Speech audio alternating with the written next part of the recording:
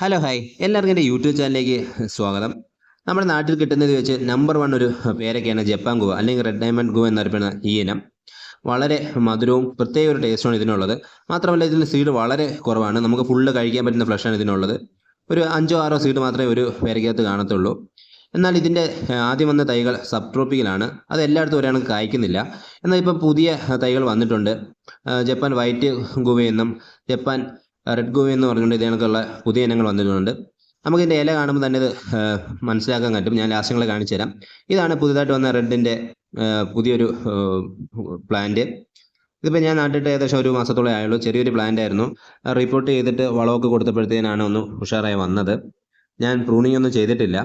അപ്പോൾ വളം ചെയ്തപ്പോൾ തന്നെ പുതിയ ശിഖരങ്ങൾ വരികയും അതിലെല്ലാം മുട്ടുകൾ വരികയും ചെയ്തിട്ടുണ്ട്. ഞാനങ്ങളെ കാണിച്ചു തരാം.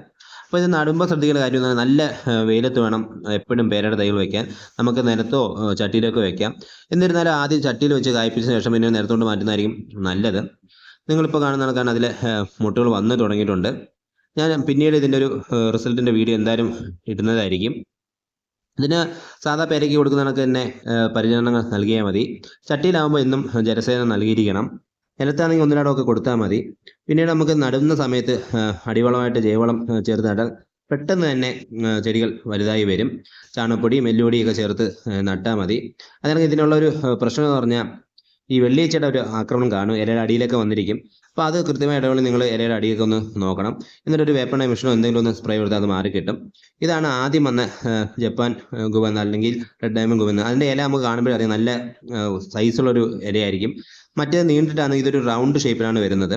ഇത് പക്ഷേ എല്ലായിടത്തും ഒരേ കായ്ക്കുന്നില്ല. നല്ല പരാതിയുള്ളൊരു പേര ഇനമാണ്.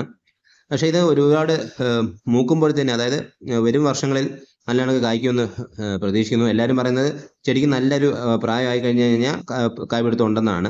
പക്ഷേ ചെറുതിലെ ഇത് കായ്ക്കുന്നില്ല. അതിനൊരു പരിഹാരമായിട്ടാണ് പുതിയ തൈകൾ വന്നിട്ടുള്ളത്. എന്തായാലും അത് ഇപ്പം മുട്ടിട്ടിട്ടുണ്ട്.